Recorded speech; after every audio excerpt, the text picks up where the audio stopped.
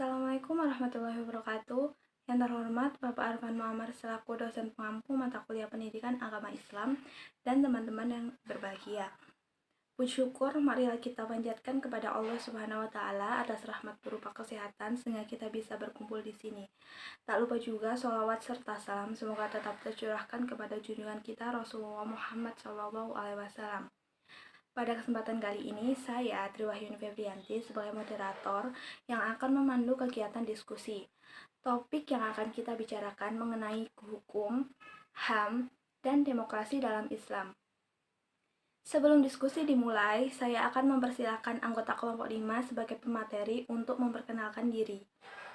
Dan dilanjut dengan penyampaian materi dari pemateri.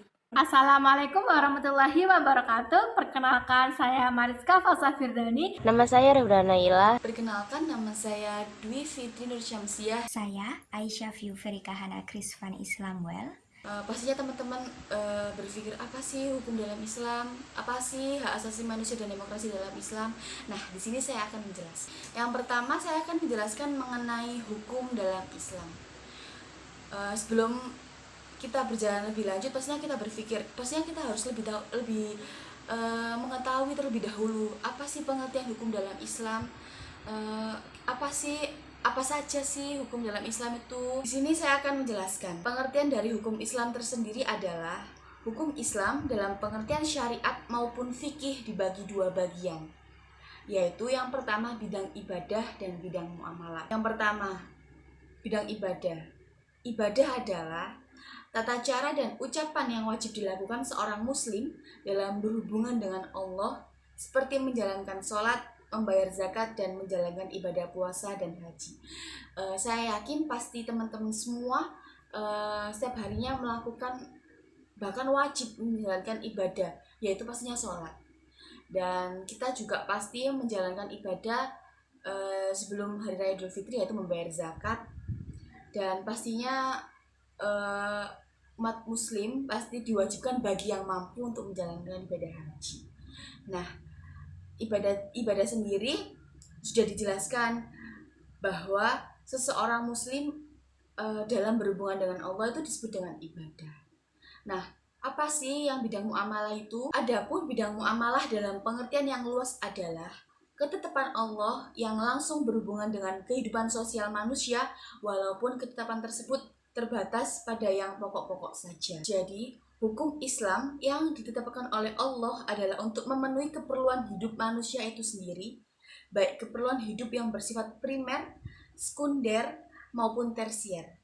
Oleh karena itu, apabila seorang muslim mengikuti ketentuan-ketentuan yang ditetapkan oleh Allah, ia akan selamat hidupnya di dunia dan akhirat kelak. Pastinya teman-teman semua inginkan hidupnya di dunia itu bahagia, di akhirat itu bahagia. Nah, di sini sudah dijelaskan. Oleh karena itu, apabila seseorang muslim mengikuti ketentuan-ketentuan yang ditetapkan oleh Allah, ia akan selamat hidupnya di dunia dan akhirat. Maka di sini kita wajib untuk mengikuti ketentuan-ketentuan dalam Islam. Dan kita harus menjalankan yang diizinkan oleh Allah dan tidak menjalankan apapun yang dilarang oleh Allah. Nah, selanjutnya, apa saja sih sumber-sumber hukum Islam? Sumber hukum Islam ada 3, yakni ada Al-Quran, Sunnah atau hadis, dan ijtihad ulama.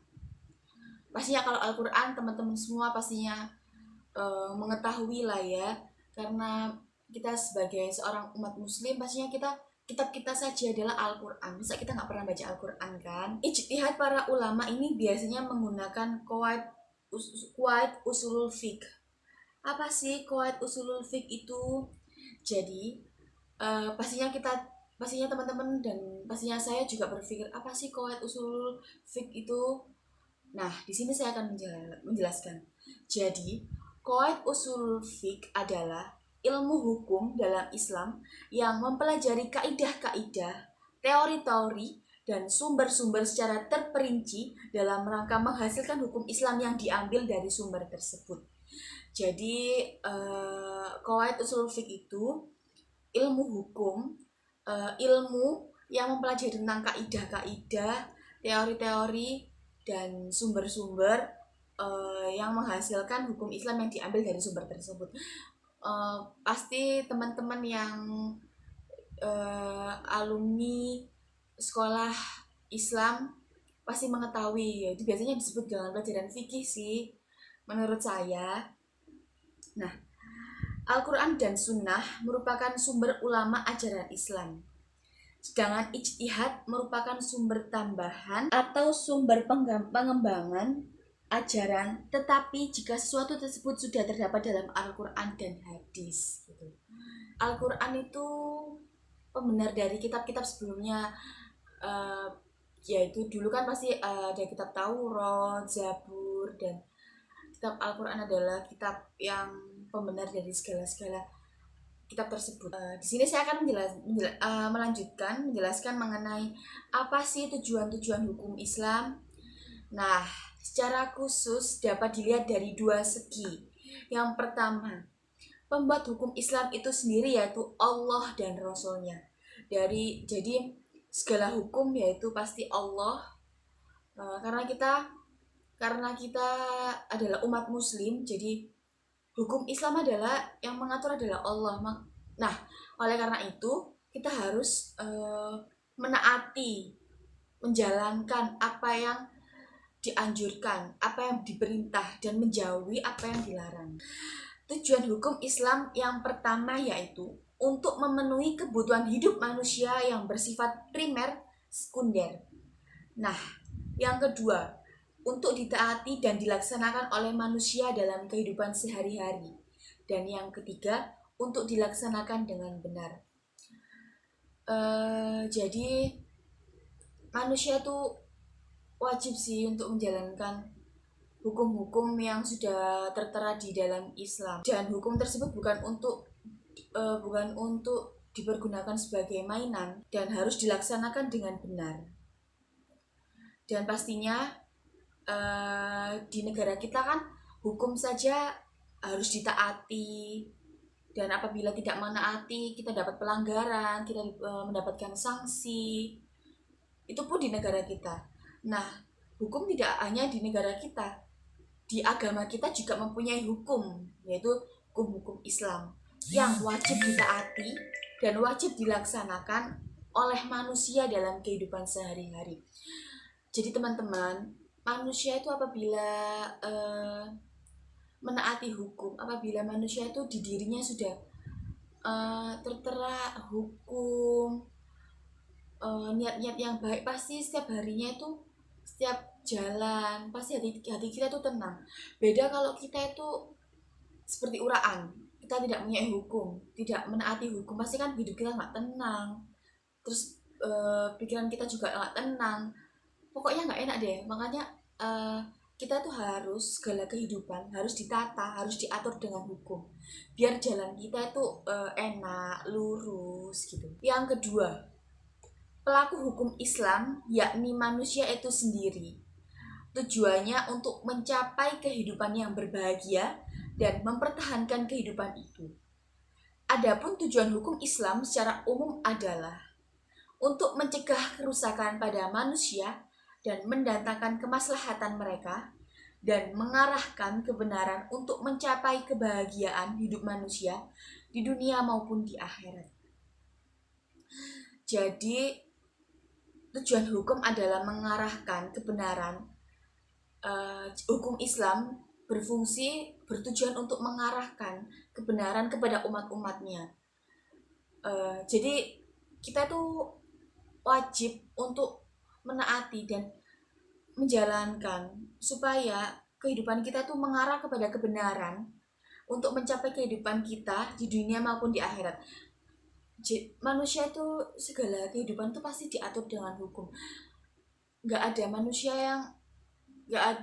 manusia atau setiap orang yang hidupnya itu bebas. Pasti semua itu diatur oleh hukum. Nah, tergantung manusia itu sendiri. Dia ingin menaati atau dia bodoh amat dengan hukum-hukum yang berjalan pada agama dan negara itu tersendiri. Baik, akan saya lanjutkan. Abu Ishaq Asy-Syatibi merumuskan 5 tujuan hukum Islam, diantaranya memelihara, agama, jiwa, akal, keturunan, dan harta. Istilah tersebut biasa dikenal dengan sebutan al-maqasid al-khomsah. Khomsah kan 5 ya teman-teman. Nah, di sini itu menjelaskan tujuan-tujuan hukum Islam, yaitu untuk memelihara yang pertama agama, yang kedua jiwa, dan yang ketiga akal, yang keempat keturunan, dan yang terakhir adalah harta.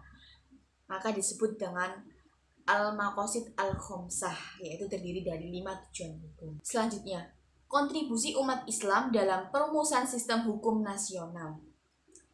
Jadi apa sih kontribusi umat Islam dalam perumusan sistem hukum nasional itu? Yang pertama adalah, sebagai hukum yang tumbuh dan berkembang dalam masyarakat, hukum Islam telah menjadi bagian dari kehidupan bangsa Indonesia. Pada saat tersebut muncul pemikiran hukum Islam terkemuka di Indonesia seperti Hazairin dan Hasbi Asyidiki. Mereka berbicara tentang pengembangan dan pembaruan hukum Islam bidang muamalah di Indonesia. Yang kedua, Hasbi misalnya menghendaki fikih Islam dengan pembentukan fikih Indonesia pada tahun 1962 dan Syafruddin Prawiranegara pada tahun 1997. Di sini hukum Islam adalah sudah termasuk dalam sebagai hukum yang berkembang dalam masyarakat. Rata-rata masyarakat Indonesia kan mayoritasnya beragama Islam. Nah, di sini sudah dijelaskan. Pada saat tersebut muncul pemikir hukum Islam terkemuka di Indonesia, yakni seperti Hazairin dan Hasbi Asyidiki. Mereka berbicara tentang pengembangan dan pembaharuan hukum Islam di bidang muamalah di Indonesia. Nah, beliau berdua ini adalah pembicara terkemuka, pembicara yang terkenal, yang sedang mengembangkan, dan beliau juga sedang ikut terkecimpung dalam pembaharuan hukum Islam di bidang muamalah Indonesia. Nah, selanjutnya, yang ketiga, Syafruddin Prawiranegara pada tahun 1997 mengemukakan idenya pengembangan sistem ekonomi Islam yang diatur oleh hukum Islam. Gagasan kemudian melahirkan Bank Islam dalam bentuk Bank Muamalat Indonesia tahun 1992. Nah, pastinya teman-teman tahu kan Bank Muamalat Indonesia. Menurut saya sih Bank Muamalat Indonesia adalah sudah terkenal ya. Banyak kan di Surabaya, banyak di Indonesia. Nah, ini itu telah dikemukakan pada Syafruddin Prawiranegara pada tahun 1997. Selanjutnya yang keempat, selain itu ada beberapa kontribusi lainnya dalam perumusan dan penegakan hukum nasional, seperti yang pertama, Undang-Undang Nomor 1 Tahun 1974 tentang perkawinan. Yang kedua, Peraturan Pemerintahan Nomor 28 Tahun 1977 tentang perwakafan tanah milik. Yang ketiga, Undang-Undang Nomor 7 Tahun 1989 tentang peradilan agama. Yang keempat, Instruksi Presiden Nomor 1 Tahun 1991 tentang kompilasi hukum Islam. Yang kelima, Undang-Undang Nomor 38 Tahun 1999 tentang pengolahan zakat. Yang keenam, Undang-Undang Nomor 1999 tentang penyelenggaraan haji. Nah, sudah terbuktikan dari kontribusi Islam di dalam hukum nasional, di dalam bangsa Indonesia, di dalam hukum negara sudah tercantum, sudah dibuktikan dengan 6 undang-undang tersebut, 6 peraturan hukum-hukum dan perumusan penegakan tersebut. Nah, mungkin cukup sekian penjelasan mengenai hukum Islam dari saya. Selanjutnya akan dilanjutkan oleh teman saya mengenai hak asasi manusia. Nah, mohon maaf apabila penjelasan saya ada tata tutur saya, perilaku saya yang kurang berkenan dan masih banyak kesalahan, dan saya juga masih belajar. Manusia kan tempatnya salah ya teman-teman. Mohon maaf sebesar-besarnya. Terima kasih, sekian penjelasan dari saya. Di sini saya akan membawakan materi tentang hak asasi manusia. Pertama, pengertian dari hak asasi manusia yaitu manusia sebagai makhluk Tuhan yang Maha Esa secara kodrat dianugerahi hak dasar yang disebut hak asasi tanpa perbedaan antara satu dengan yang lainnya. Dengan hak asasi tersebut, manusia dapat mengembangkan diri dan memiliki peranan dan sumbangan bagi kesejahteraan hidup manusia. Hak asasi manusia atau HAM sebagai suatu hak dasar yang melekat pada setiap diri manusia. Yang kedua yaitu sejarah lahirnya hak asasi manusia. Umumnya para pakar di Eropa berpendapat bahwa lahirnya hak asasi manusia dimulai dengan lahirnya Magna Carta pada tahun 1215 di Inggris. Antara lain mencanangkan bahwa raja yang menciptakan tetapi ia sendiri terikat pada hukum. Dari sinilah lahir doktrin raja tidak kebal hukum lagi dan mulai bertanggung jawab kepada hukum. Jika raja melanggar hukum harus diadili dan harus dipertanggungjawabkan. Dengan demikian, mulailah dinyatakan bahwa raja terikat pada hukum dan bertanggung jawab pada rakyat. Kemudian, kekuasaan raja yang terbatasi menjadi embrio bagi lahirnya monarki konstitusional yang berintikan kekuasaan raja hanya sebagai simbol belaka. Kemudian, lahirnya Bill of Rights di Inggris pada tahun 1689. Pada saat itu, mulai adanya adigium yang menyatakan bahwa setiap manusia sama di muka hukum. Adigium ini memperkuat dorongan timbulnya demokrasi dan negara hukum. Perkembangan hak asasi manusia selanjutnya ditandai munculnya The United States Declaration of Independence pada tahun 1776 yang lahir dari paham Rousseau dan Montesquieu. Selanjutnya pada tahun 1789 lahir pula The French Declaration. Inti dari hak-hak asasi yang diperinci sehingga melahirkan dasar the rule of law. Misalnya, tidak boleh ditangkap dengan semena-mena. Yang kedua, asas praduga tak bersalah. Presumption of innocence. Ketiga, kebebasan mengeluarkan pendapat. Freedom of expression. Keempat, kebebasan beragama. Freedom of religious. Dan pengaturan hak milik. The right of property. Kemudian, the Universal Declaration of Human Rights yang disahkan oleh PBB pada tahun 1948 yang menyatakan bahwa hak asasi manusia merupakan kebutuhan dasar yang diberikan oleh pencipta dan melekat pada diri manusia sejak lahir, berupa hak hidup, hak beragama, hak berpendapat, hak berekspresi, dan hak berpenghidupan yang layak, dan sebagainya. Oleh karenanya, ia harus dilindungi dan diberikan kebebasan dan kemerdekaan sesuai dengan fitrahnya. Oke, kali ini saya akan menjelaskan tentang perbedaan prinsip antara hak asasi manusia dalam sudut pandang Islam dan juga Barat. Untuk hak asasi manusia dalam sudut pandang Barat, hak asasi manusia dalam sudut pandang Barat itu memiliki sifat antroposentris. Apa sih antroposentris itu? Jadi sifat antroposentris itu adalah menjadikan segala sesuatunya itu berpusat kepada manusia. Jadi tidak berdasarkan kepada Tuhan, tapi segala sesuatunya dipatok atau didasarkan kepada manusia. Yang mana manusia dijadikan sebagai tolak ukur atas segala sesuatu. Sedangkan hak asasi manusia dalam sudut pandang Islam yaitu bersifat teosentris. Apa sih yang dimaksud dengan hak asasi manusia dalam sudut pandang Islam? Ia memiliki sifat teosentris, yaitu segala sesuatunya tolak ukurnya adalah Tuhan atau Allah Subhanahu wa Ta'ala kalau di dalam Islam ya. Yang mana hal itu dijelaskan atau digambarkan dengan adanya dua kalimat syahadat. Yang mana pertama ada syahadat tauhid, yang mana kita percaya bahwa hanya Allah lah satu-satunya Tuhan. Kemudian yang kedua adalah syahadat Rasul, yang mana kita mengakui bahwa Nabi Muhammad itu adalah utusan Allah.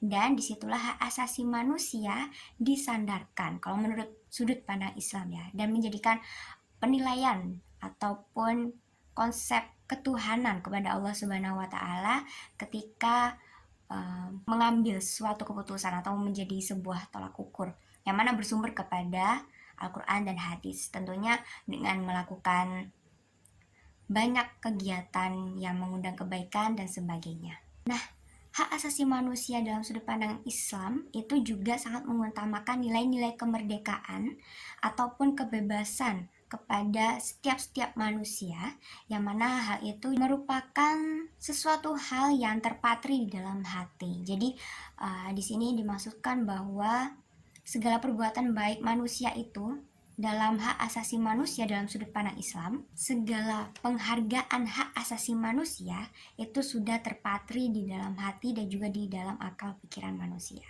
Sehingga hal itu adalah merupakan sebuah fitrah manusia untuk bisa saling menghargai satu sama lain. Dan itu diatur juga dalam Al-Quran dan juga hadis. Nah, jadi menurut surat Al-Baqarah ayat 272, hak asasi manusia itu bukan berasal dari hasil evolusi pemikiran manusia, tapi hal itu berasal dari wahyu ilahi, yang mana dari Allah Subhanahu wa Ta'ala melalui medianya yaitu malaikat disampaikan kepada rasul atau para nabinya. Nah, itu yang dikatakan wahyu ilahi. Dan di sini juga dikatakan bahwa dalam hak asasi manusia itu adalah fitrahnya manusia, seperti yang kita katakan tadi ya, yang mana fitrahnya manusia itu ketika Allah menciptakan manusia, tentunya Allah menanamkan sifat-sifat baik yang ada di dalam manusia. Nah, di dalam perbedaan hak asasi manusia dari sudut pandang Islam dan juga Barat, nanti kita akan belajar tentang bagaimana martabat manusia dijunjung tinggi di dalam Islam. Nanti kita juga akan melihat hak asasi manusia menurut deklarasi dari pandangan Barat. Kemudian kita juga akan ada spill tentang prinsip-prinsip kebebasan dan sebagainya, kemerdekaan. Kemudian kita juga akan belajar tentang hak-hak yang lainnya, yang mana nanti kita comparekan antara sudut pandang Islam tentang hak asasi manusia dan juga sudut pandang dari Barat. Oke, yang pertama adalah martabat manusia. Nah, kalau menurut agama Islam atau hak asasi manusia berbicara tentang martabat kemanusiaan, itu dikatakan bahwa ya hak asasi manusia itu di dalam manusia sendiri itu adalah sebuah fitrahnya manusia. Fitrah itu kan bermaksud asli ya, atau sifat asli atau wujud asli dari manusia, yang mana seharusnya manusia memiliki itu sejak ia diciptakan begitu. Nah, tertuang dalam surat Al-Maidah ayat 32 yang mengatakan bahwa sesama manusia tidak boleh saling membunuh. Nah, di sini dibuktikan bahwa Islam sangat menjunjung tinggi martabat manusia, yang mana kita tidak boleh membunuh satu sama lain. Kita harus menghargai satu sama lain. Dan kita juga memiliki hak yang sama, yang mana ketika manusia itu terlahir dengan fitrah atau wujud asli atau sifat asli dari manusia adalah penuh dengan kebaikan. Bahkan malaikat dan iblis pun sujud ya, diperintahkan untuk sujud kepada Adam. Hal itu karena manusia memiliki akal, memiliki pikiran dan juga memiliki hati. Yang mana dalam hak asasi manusia dalam sudut pandang Islam ini menyatakan bahwa sebuah kebaikan, amalan kebaikan itu adalah fitrahnya manusia yang memang diciptakan memiliki akal dan pikiran, sehingga ketika manusia melakukan sesuatu, melakukan sebuah perbuatan, maka seeloknya harus diawali dengan bagaimana dia cara berpikir. Karena kita sudah dibekali sebuah akal. Jadi ketika kita melakukan sebuah tindakan, maka seeloknya kita berpikir terlebih dahulu agar tindakan kita ini layak tidaknya. Nah, itu didasarkan atas pikiran kita, fitrah kita sebagai manusia dalam menjunjung martabat manusia satu sama lain. Nah, dalam martabat manusia ini, HAM Barat atau hak asasi manusia dari segi atau sudut pandang Barat juga dinyatakan dalam Universal Declaration of Human Rights yang ditandatangani di Paris, Prancis pada tahun 1948. Nah, itu terdiri dari 30 pasal hak asasi manusia. Nah, di situ juga diatur sedangkan hak asasi manusia dalam sudut pandang Islam, tentunya hal itu dirujuk dalam Al-Quran dan juga hadis. Kemudian terdapat prinsip persamaan. Ada prinsip persamaan, kemudian prinsip kemerdekaan atau prinsip kebebasan dan juga prinsip kebebasan beragama. Nah, dalam prinsip persamaan ini di dalam sudut pandang Islam yaitu tertuang pada Al-Hujurat ayat 13 yang mana Tuhan atau Allah itu menciptakan manusia bergolong-golongan, maksudnya berbeda-beda suku, berbeda-beda ras, berbeda-beda bahasa dan lain sebagainya. Hal itu dinyatakan supaya kita bisa saling kenal mengenal satu sama lain. Lagi-lagi kembali kepada martabat manusia ya. Kemudian yang mana Islam sangat menjunjung tinggi perbedaan-perbedaan tersebut dan menyatakan bahwa semua manusia itu sama. Nah, di sini terdapat hak bahwa semua manusia itu sama, tidak berbeda. Walaupun pada dasarnya dia diciptakan dalam bentuk berbeda warna kulitnya, berbeda rasnya, berbeda bahasanya, dan sebagainya, tapi di dalam Islam manusia itu dipandang sama. Nah, yang membedakan, di sini di dalam surat Al-Hujurat ayat 13 ini dinyatakan juga semua manusia itu sama dan yang membedakan hanyalah tingkat ketakwaannya saja. Dan di sini digarisbawahi bahwa Islam sangat menjunjung tinggi perbedaan, yang mana dalam perbedaan itu dinyatakan bahwa perbedaan itu sangat indah sebenarnya. Karena kita diciptakan untuk saling kenal mengenal satu sama lain. Namun yang spesialnya di dalam sudut pandang Islam itu fisik itu tidak menjadi sebuah perbedaan. Yang menjadi perbedaan hanyalah tingkat ketakwaannya saja. Kemudian Islam juga sangat menjunjung tinggi tentang kebebasan untuk berpendapat, baik itu perempuan maupun laki-laki, tentunya dengan akhlak yang baik, dengan sikap-sikap yang terpuji seperti saling menghormati satu sama lain, tidak boleh saling bertengkar dan menjadikan musyawarah sebagai jawaban utama untuk mencapai kesepakatan atau kata mufakat. Dan di situ juga diatur dalam hak asasi manusia dalam sudut pandang Barat di Universal Declaration of Human Rights yang diciptakan oleh PBB itu tadi.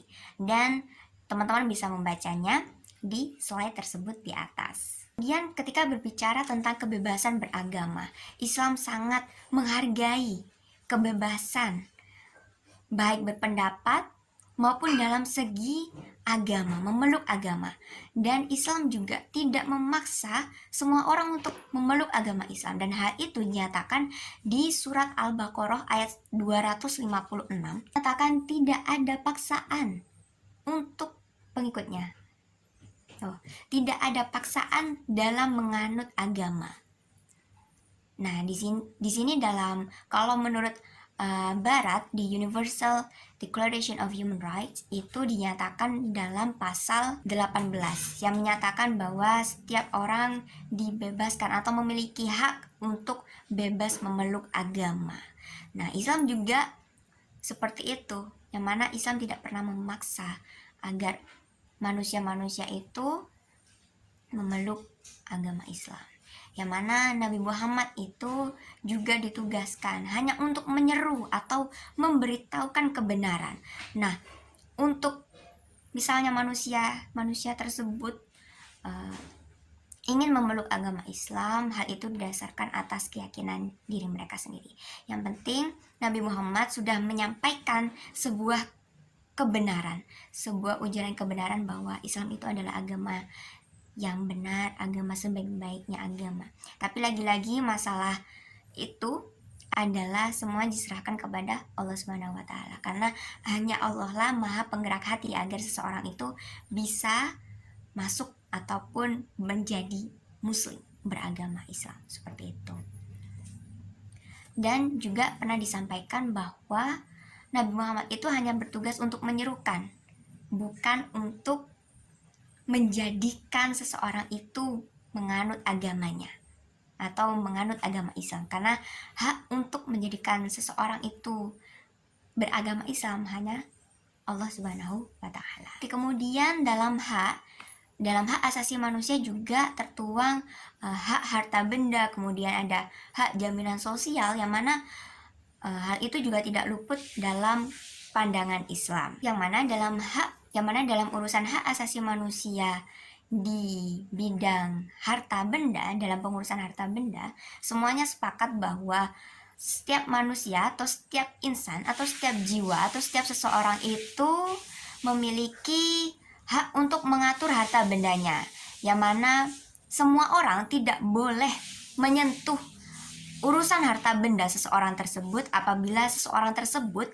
tidak meminta bantuan untuk mengurusi harta bendanya.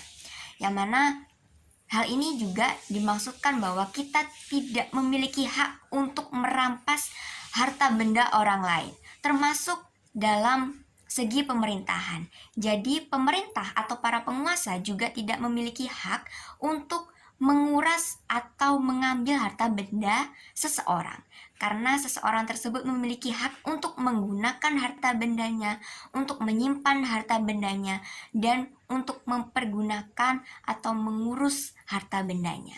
Dan setiap orang memiliki hak untuk itu. Dan dari sudut agama Islam juga sepakat tentang hal itu. Kemudian tentang hak jaminan sosial, yang mana Islam sungguh sangat indah mengaturnya, yang mana hal itu dinyatakan bahwa pada setiap orang yang miskin, bahkan orang yang fakir sekalipun, terdapat hak harta untuk mereka dari tiap-tiap kamu, yang mana hal itu menunjukkan bahwa kita ataupun mereka memiliki hak untuk bisa memiliki harta benda, yang mana harta benda itu bisa dimiliki dari kewajiban kita untuk berbagi kepada satu sama lain, bisa melalui zakat. Kalau dalam Islam ada zakat, ada sodakoh, ada infak, dan sebagainya. Bahkan Islam juga sangat indah mengatur zakat. Ada zakat mal, yaitu zakat benda, dan juga zakat fitrah, yang mana hal itu zakat dari segi bahan-bahan pokok, yang mana di situ terdapat secuil bagian atau 2,5% bagian harta dari orang miskin. Jadi Islam sangat indah mengatur dalam segi hak jaminan sosial, yang mana hak itu juga diatur dalam surat Az-Zariyat ayat 19 itu tadi. Nah, kalau kita berbicara tentang undang-undang yang mengatur hak asasi manusia yang dijadikan sebagai patokan untuk seseorang itu mendapatkan haknya, nah itu terurai kalau menurut hak barat, hak asasi manusia menurut versi barat, itu semua undang-undang dan aturan hak asasi manusia tertuang dalam Universal Declaration of Human Rights yang dibuat oleh PBB, yang dicetuskan di Paris, Prancis pada tahun 1948 dengan 30 pasal.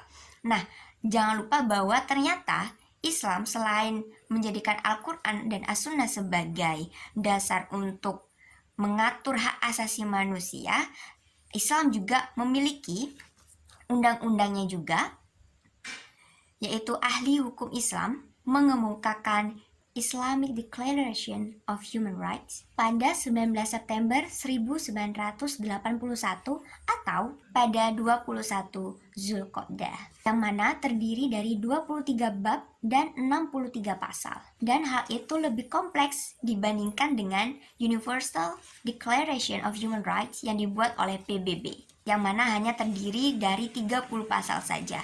Dan Universal Islamic Declaration of Human Rights terdiri dari 63 pasal. Dan hal itu tentunya didasarkan atas Al-Quran dan juga Al-Hadis.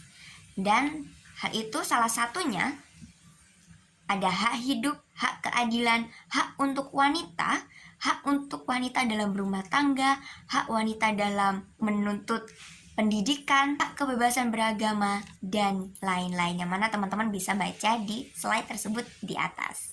Jadi, hak asasi manusia dalam segi sudut pandang barat dan juga dari sudut pandang Islam sebenarnya memiliki kesamaan. Akan tetapi tentunya kita bisa melihat di sini bahwa hak asasi manusia menurut sudut pandang Islam rasa-rasanya jauh lebih indah karena diatur sangat detail, bahkan sebelum hak asasi manusia dari barat atau Universal Declaration of Human Rights yang dari PBB itu tercipta, ternyata Al-Quran dan juga Al-Hadis sudah memiliki itu sebelumnya. Selanjutnya kita akan berangkat kepada slide tentang demokrasi. D. Demokrasi dalam Islam. 1. Pengertian demokrasi dalam Islam. Dalam Islam sendiri, tatanan pemerintahan tidak bersumber dari manusia, akan tetapi bersumber dari Allah SWT yang tertuang dalam Al-Quran. Sebenarnya, Islam telah terlebih dahulu melaksanakan demokrasi jauh sebelum adanya demokrasi Yunani. Demokrasi dalam Islam terlebih dahulu muncul jauh sebelum demokrasi Yunani tercetus dan dikenal sebagai istilah syura. 2. Karakteristik demokrasi dalam Islam. Demokrasi Islam memiliki karakteristik dalam konsepnya, yaitu musyawarah atau syura, persetujuan atau ijm, dan penilaian interpretatif yang mandiri atau ijtihad. Musyawarah, konsensus, dan ijtihad merupakan konsep-konsep yang sangat penting bagi artikulasi demokrasi Islam dalam kerangka keesaan Tuhan dan kewajiban-kewajiban manusia sebagai khalifahnya. Kesimpulan pada diskusi kali ini adalah berbicara mengenai hak asasi manusia, berbicara pula mengenai hak atau kebebasan manusia dalam melakukan segala perbuatan sesuai dengan kehendaknya. Apabila perbuatan tersebut melanggar syariat, maka alasan yang dikeluarkan adalah hak asasi manusia. Ini merupakan doktrin Barat yang hampir mendarah daging di masyarakat kita. Kebebasan dalam Islam berarti kebebasan dalam memilih atau khiyar antara yang baik dengan yang buruk. Allah telah memberitahukan kepada manusia melalui Al-Quran bahwa ini baik dan itu buruk. Demikian diskusi kita kali ini. Saya sebagai moderator mewakili untuk mohon maaf atas segala kesalahan kami. Sekian dari kami. Wassalamualaikum warahmatullahi wabarakatuh. Terima kasih.